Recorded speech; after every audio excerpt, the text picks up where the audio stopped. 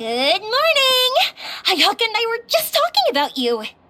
Is Chevra still not joining us today? Probably not. We haven't seen her either. Huh? That's such a pity.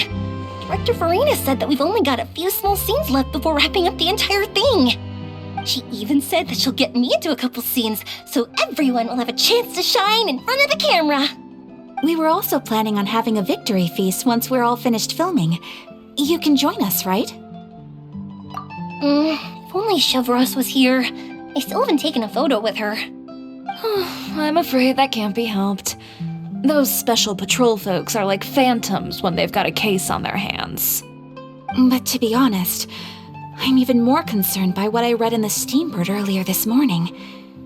It said that the killer in the murder case was none other than the author of the Two Musketeers. Oh yeah, I heard about that too. He came forward and confessed his crimes, but gave no explanation as to why he pulled the trigger. We didn't know about this case at all when we joined the film. Is it going to affect the reception of our work? From a pure publicity standpoint, this will draw a lot more attention to our film. I have to say, though, that no director can be perfectly comfortable with garnering attention through means other than artistic skill. To be fair, I feel like that ship sailed the moment you allowed yourself to be named as the director on our posters. It's not my fault that I'm super popular. What was that saying again? My popularity has, Sunk to an all-time low? spread to the four corners of Tibet.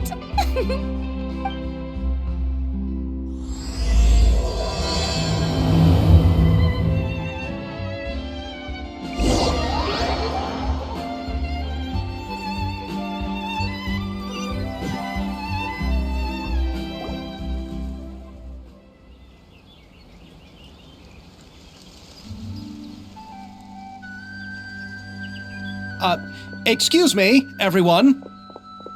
Xavier! Feels like it's been ages since we last saw you. I've been talking non-stop with the Film Association, and I'm absolutely swamped trying to coordinate the film's marketing. So forgive me for not being around more often, but please believe me when I say that I will make sure everyone's hard work gets the exposure it deserves. Oh, seems like you've been fighting your own battles. Yes, that's one way to put it. Oh, and before we begin the final round of filming, please allow me to finally introduce you to the original investor of our film, Mr. Morris. A pleasure to meet you all. Yes, glad to make your acquaintance, Mr. Morris. We've heard about the issues you've encountered with your financial situation, and genuinely hope that things have taken a turn for the better. Oh, well, the situation has indeed improved somewhat. Don't worry, Mr. Morris. Accidents and last-minute challenges happen all the time. There's no need to blame yourself over it. The good news is that we're almost done filming now, and I would even say that this is the best story I've ever seen. Is that so? I see, that's great news. All right, now that we've gotten all the pleasantries out of the way, let's get this show on the road. We'll mostly be filming typical people and scenery from the streets today to improve the sense of environmental ambiance in some parts of the film. Oh, and there'll be a cameo for Mr. Kamisato and Miss Yoimiya as well. They'll be used to show outsider perspectives on the fates of the Two Musketeers. That's right. Ayato should be here any minute. Excellent! Then let's start with the scenery shots. Camera and clapper loader, you're up. Yep, we'll be ready. Remember, all we need are some wide zoom shots of the streets. If you happen to find some particularly lovely patches of flowers and grass, feel free to grab some close-ups of those as well. Ready?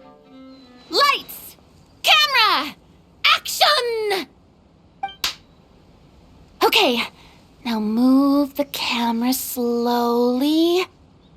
Try to focus on that flower. What's wrong? Just adjust the focal length a bit. something the matter? Huh? But wasn't it working fine for all the days before? Veronique, can we try a different camera? No problem. How about this one? All right, let's give it another try. Lights, camera, action!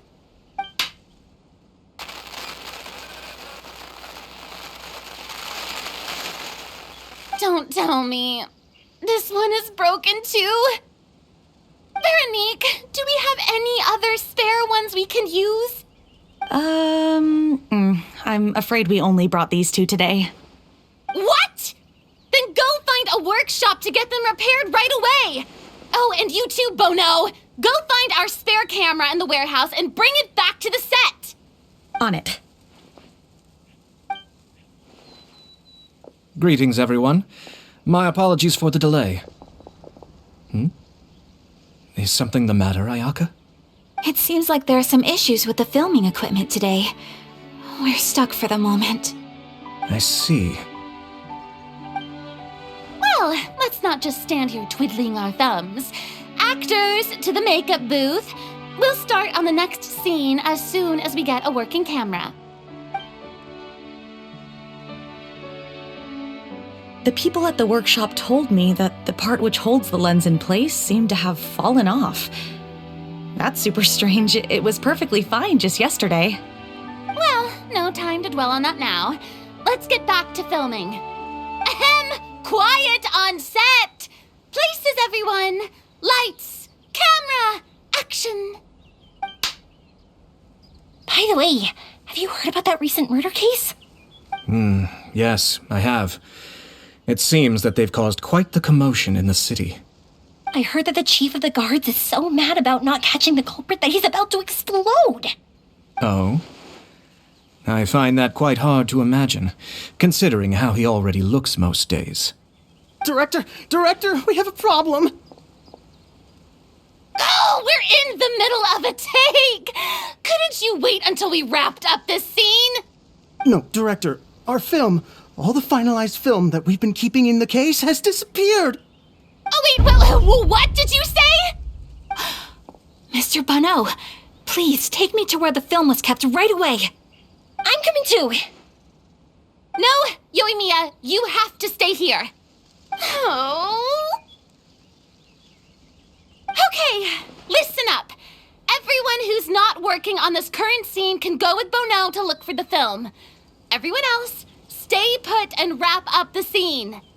Unbelievable. How could all these problems happen in just one day? We're back. How did it go? Did you find the film? We found it in the sewers. Huh? In the sewers? Is the film still okay? We discovered it just in time, so we should still be able to salvage it. The others are checking now to see if we lost any specific scenes. Oh, you scared me for a moment there. I nearly thought we had lost everything.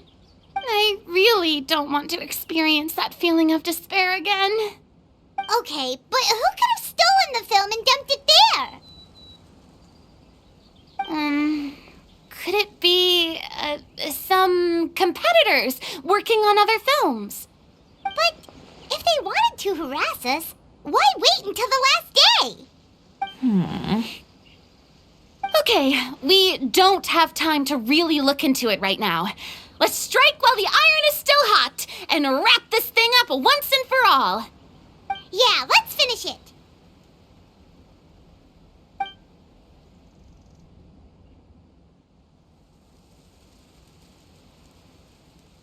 I would like to officially announce that our entry to the festival, The Two Musketeers, has now concluded filming!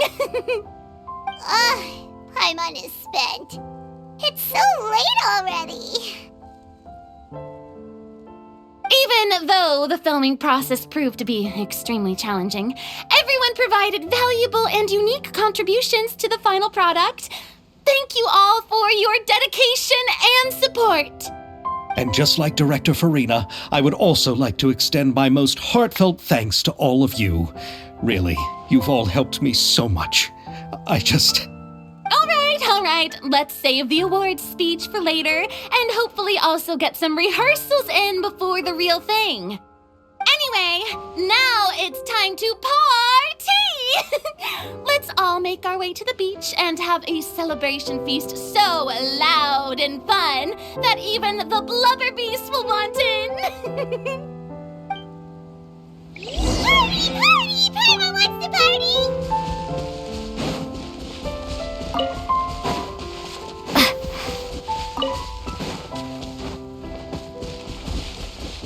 Whoa! This place is hopping! Everyone's finally getting to relax after wrapping up the film! Let's go chat with someone! Have you ever seen a fireworks show, Mr. Morris? It's pretty amazing. I'm afraid I haven't, but I'll take your word for it.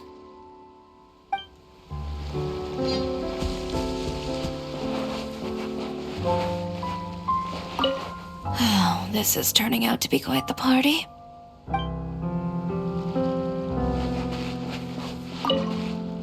I was thinking, if this film turns out to be a success, could I ask the two of you to stay and be a part of my crew? Of course, I'll definitely increase the pay for next time. I'd be more than happy to, Mr. Xavier. Thank you for the offer, Mr. Xavier. But I've made some plans to go on a journey to the other nations once the festival is over. Is that so? Well, then in that case, bon voyage, Miss Veronique. Please feel free to get in touch once you've returned to Fontaine.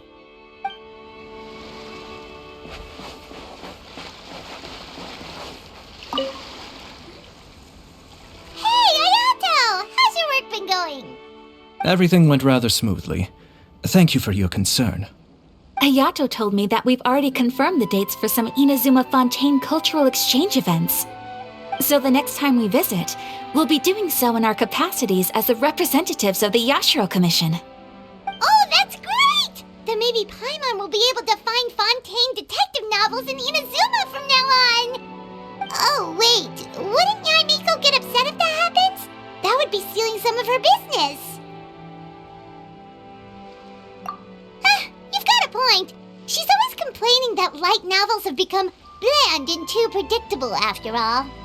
The cultural exchange won't only feature literatures of both nations, of course. We have also made plans for cross-cultural engagements in the fields of gourmet cuisine, toy making, and artisan craftsmanship. Wow, Paimon's getting super excited now!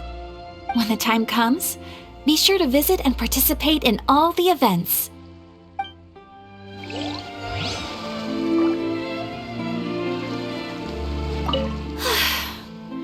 I wish we could have spent some more time here. Don't worry. It won't be long before we're back again.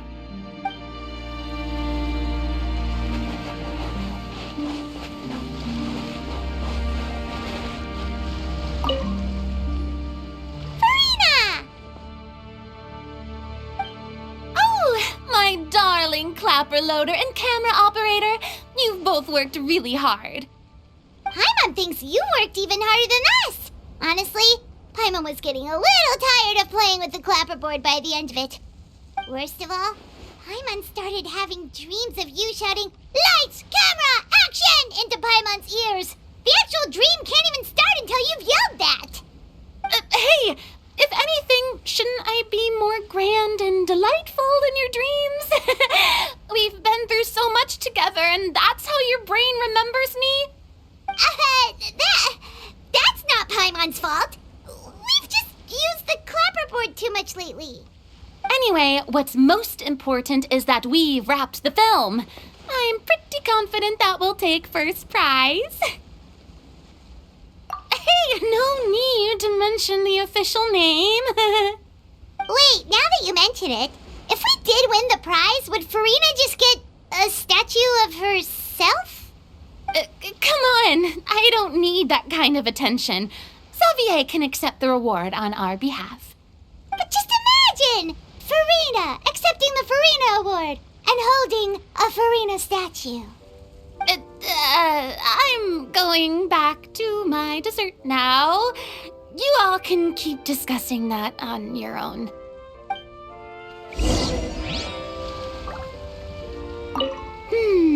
What kind of dessert should I try next?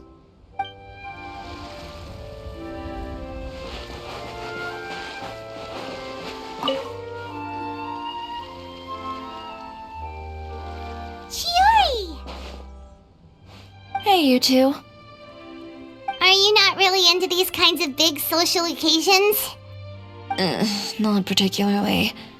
But this is still better than Fontaine Fashion Week. But if this film becomes a big hit, people will definitely come flocking to your shop. Yes, that's highly likely. As long as the film can premiere as planned. Are you still worried about the case?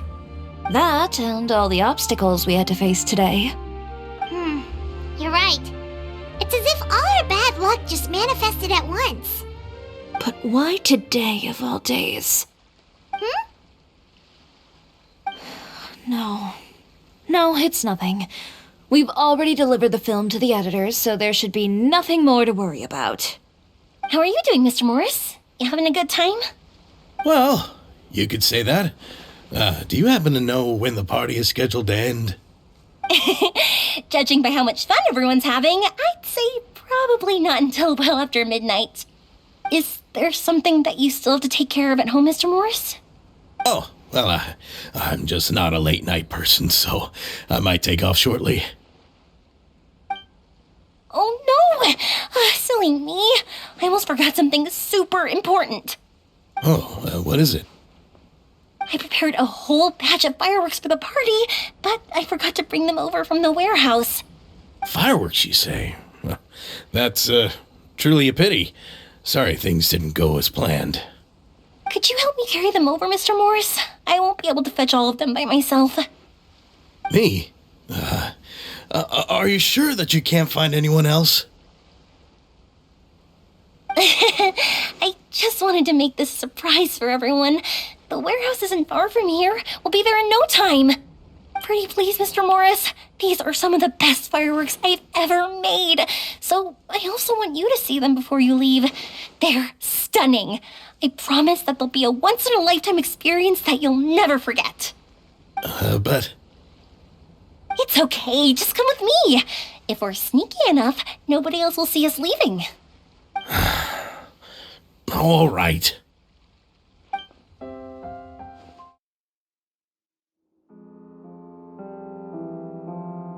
It's dark in here. Wait here, Mr. Morris. I think the light switch should be somewhere over here.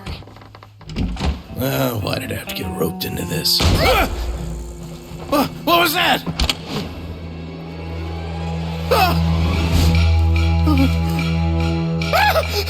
Who's there? Get me out! Get me out of here! Did you really think you'd get away, Morris?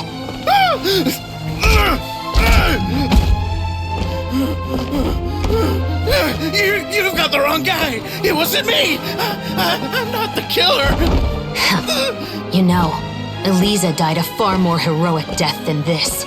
She fought your assassin to the end to save the children she had hidden beneath the floorboards.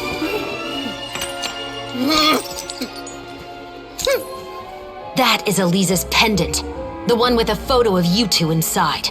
The one you gave her. Ring any bells? It's a fake! It has to be! There's no way! No way your assassin didn't destroy it, you mean?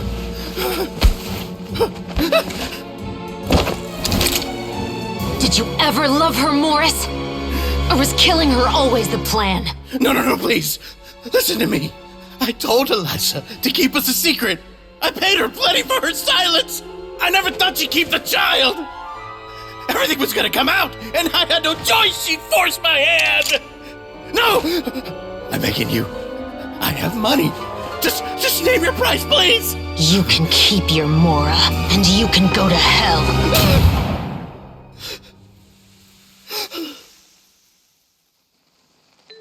I'm Captain Shovraz of the Special Patrol. Morris, you're under arrest for Eliza's murder.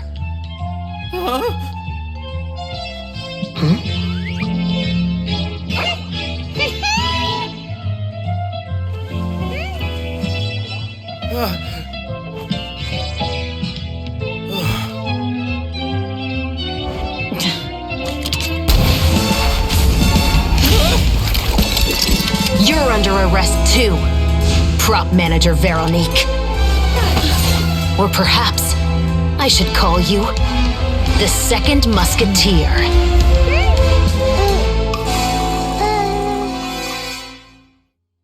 Wait, what's going on? This wasn't in the script. Drop the gun, Veronique. Why? Why would you keep me from exacting revenge on this heartless monster? Drop your weapon. This is my final warning.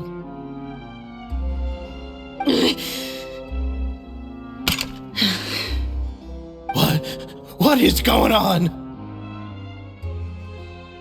Do I have to spell it out for you, Morris?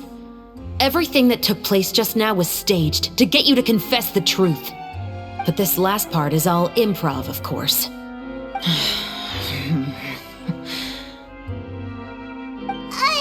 Shivers, you told us you wanted us to help you stage a play. You never said anything about the Second Musketeer. It's because even I had no way to confirm my theory until now. Thank you for your performance, Yoimiya. Could I trouble you to go and bring in the other Special Patrol members? They should be on standby just outside. Oh, and please tell the other cast members not to worry about us. We'll be rejoining them shortly. On it!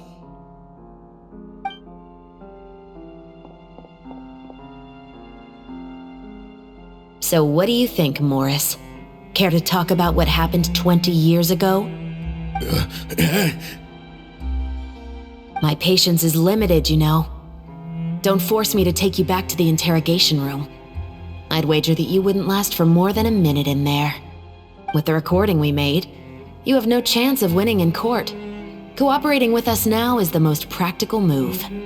All right. I'll talk. I hired an assassin to murder Elisa.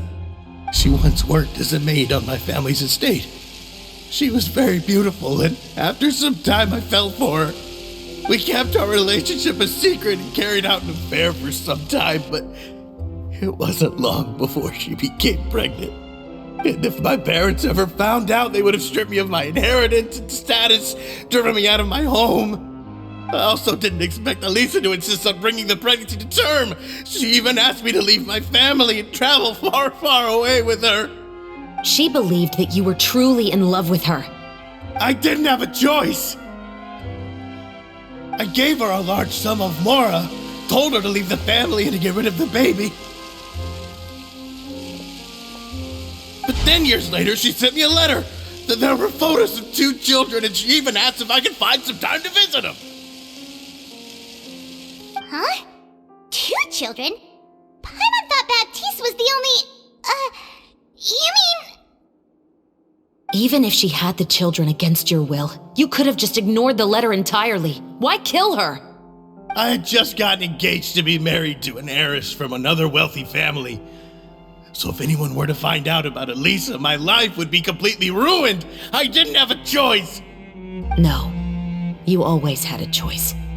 You just made the wrong choice. Again. Do you know how it feels to watch your mother be killed right in front of you? My brother and I were hardly even school age yet. We were hidden beneath the floorboards, grasping each other's hands like a lifeline. We were so terrified that we didn't even know we could ever take a breath. All we could do was to watch Mother try to fight back, and then collapse to the floor. Even after the assassin left, we were still too terrified to leave our hiding spot. We thought that he might come back. It was only until the next evening when we finally climbed out and gathered around our mother. But she had already become cold and stiff to the touch. You made up your mind right then and there to bring this case to light. Not only that, we resolved to get our revenge. And that's why you became the Musketeers. No, that's why I became a musketeer. The man from before was also killed by me. My brother had nothing to do with it. I figured as much. You did? I once told these two that he didn't look like a killer to me. His confession from that night also rubbed me the wrong way. I think what really tipped me off was, how could I not feel a sense of regret in him? He confessed faster than any criminal I've ever met, but he didn't say a single word about you. He insisted that he was the sole perpetrator in the case. But after the questioning ended, I disassembled the musket we dug up from his backyard, put it in front of him, and told him to reassemble it. Wanna guess how far he got? He had no idea where to even start. He's never touched a gun in his life. Based on that, I determined that he was not acting alone. He only surrendered himself to draw our attention and create a moment of opportunity for his partner. So, I decided to play along.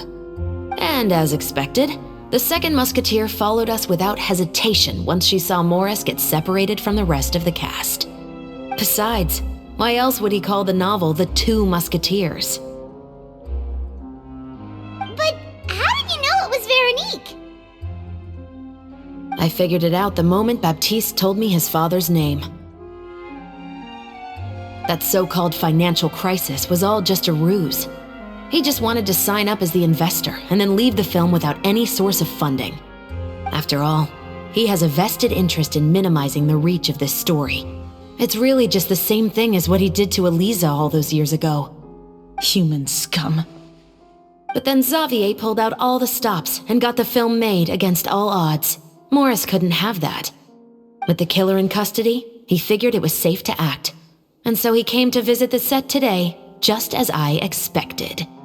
Wait, so you were behind all those mishaps today?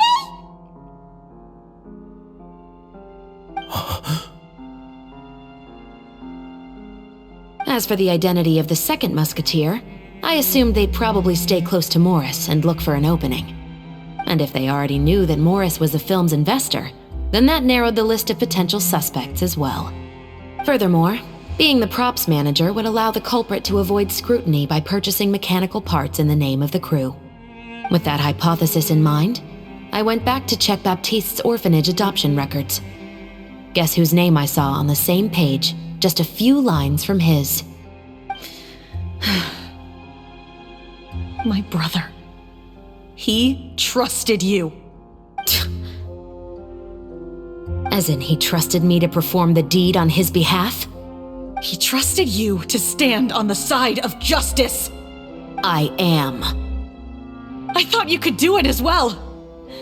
Oh, the look on your face when you told him to go to hell. I really thought you'd put a bullet in his brain. You know what he has done. Are you telling me that you'd rather see him spend the rest of his life living like a king in the fortress of Meripede? I will never be able to forget the feeling of my mother's cold, lifeless hands. And you would call this ending fair? Is this what you call justice? I won't lie, Veronique. I did hesitate when your brother first told me about the truth. I wondered. I agonized over whether I should really put a bullet in his head. So why don't you? Because that should never be how justice is carried out in this world. Perhaps, to you, justice is simply reciprocated, an eye for an eye and a life for a life. But everyone has their own understanding of justice. If everyone were to pursue their own definition of it, there would be no more order in this world. Today, you'll kill Morris, and tomorrow, his children may come for you. The world cannot render judgments based on a desire for revenge. That will only lead to a cycle of revenge, as well as the destruction of order and civilized society. Fontaine is founded on a set of laws and a standardized code of justice. That is why we are the nation of justice. But with all that said, I will promise you this. Morris will not lead a cushy life in the fortress of Meripede. Chevros, the rest of the special patrol is here. Thank you so much, Yoimiya. Letelier, Terena, please take them away.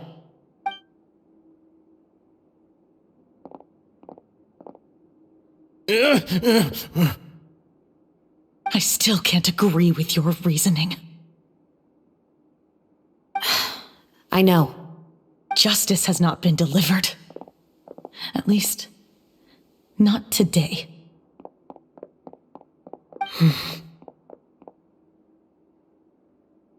Chevras. Let's go. We should give an explanation to the crew. Thank you for your concern. I'm fine.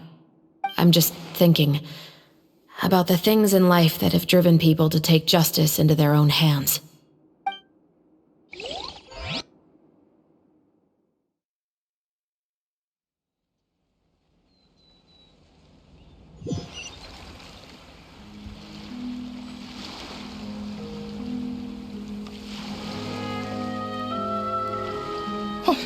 Who would have thought Morris would turn out to be...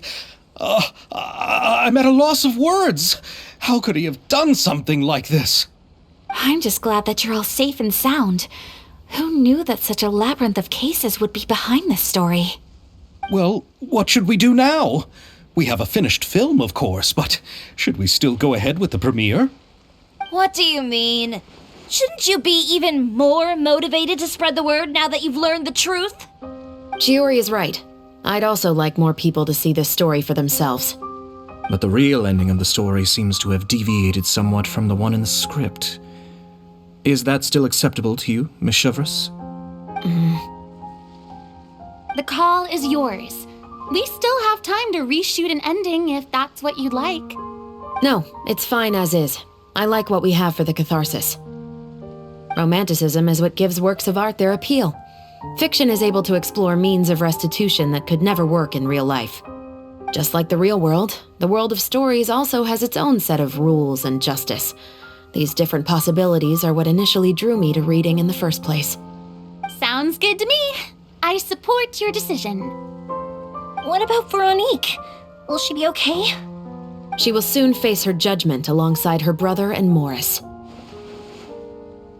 If I had to guess, they'll probably all be sent to the fortress of Meripede. I'll make sure to give Risley a heads up about it. Oh, you mean that kind of heads up? Exactly. Ahem. All right, then the matter's settled. Now that everything's been taken care of, there's no reason for us to keep looking all gloomy and grumpy. Let's get back to the feast and enjoy each other's company. We'll be starting the post-production process tomorrow. You should join us, Chevras. You missed the first few hours of the party, didn't you? All right. Count me in. Then I'll wait for you over there. There's still some good news that I'd like to share with Chevras. Traveler, Paimon, could you wait for me by the sea after the party ends? I'd like to go on a brief walk with the two of you. Thank you very much.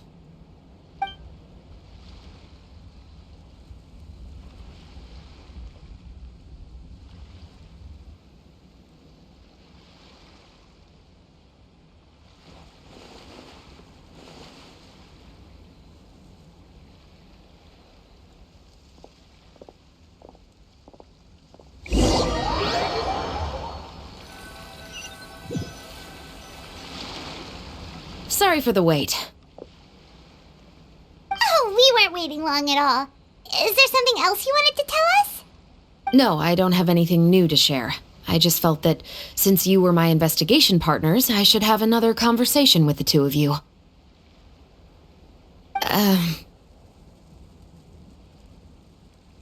Traveler, how would you have responded to Baptiste's request if you were in my shoes?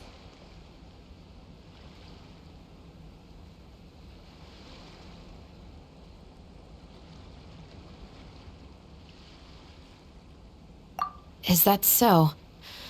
Well, thanks for sharing. When I was young, my father often took me here to swim. We'd come rain or shine, even when it was freezing cold. He told me that swimming was the best activity to train one's strength of will. You could never give up before reaching the shore, especially when the water was cold. Oh? Why's that? Because the moment you give up would be the moment you die. At that point, I still hadn't received my vision. One winter, The chilly wind felt almost like knives on my skin, and the seawater was so frigid that it numbed my toes the moment I stepped in. I cried and begged my father to spare me from having to swim across, but he wouldn't listen. He used to be a member of the Special Patrol as well. You could say it was his way of educating his children. That sounds awful. When he saw that I wouldn't stop crying, he just picked me up and tossed me into the icy water. The bone-chilling cold took away my senses. I couldn't feel anything but fear and rage. I waited for my father to save me, but one look and I knew he'd already started swimming for the opposite shore. I realized that if I were to give up, I really would die right then and there. I used all of my strength to try and catch up to my father. Those few minutes felt longer than my whole life up until that point. I did, however, make it to the other side.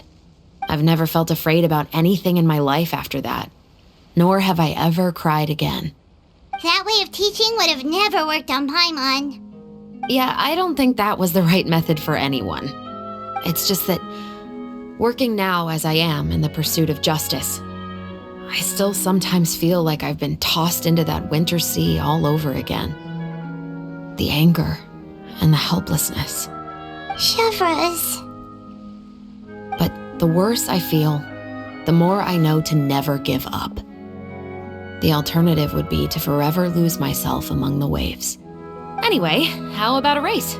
Neither of us will drown, but we can still see who swims faster.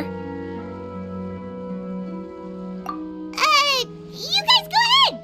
Paimon will grab the clapperboard to mark the start of the race.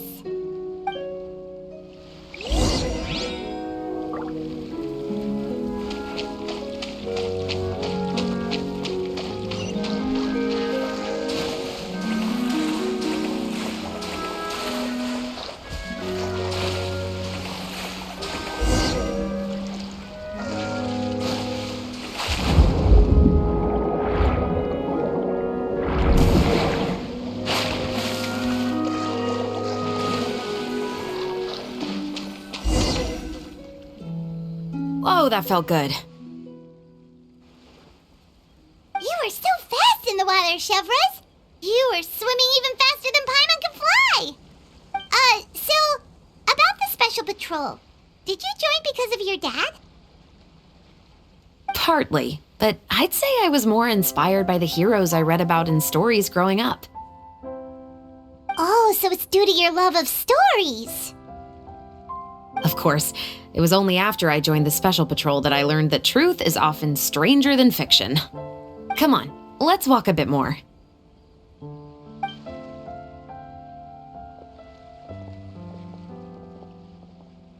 To be honest, I do sometimes question whether the decisions I make are the right ones.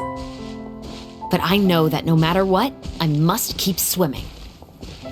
Because the only thing I've got my eyes on is the shore in the distance.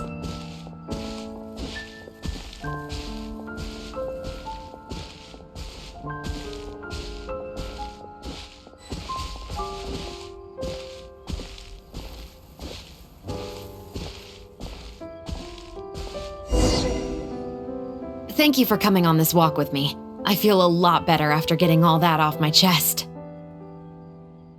Huh. We're nearly back at Baptiste's house. Huh, you're right. I didn't realize we were so close.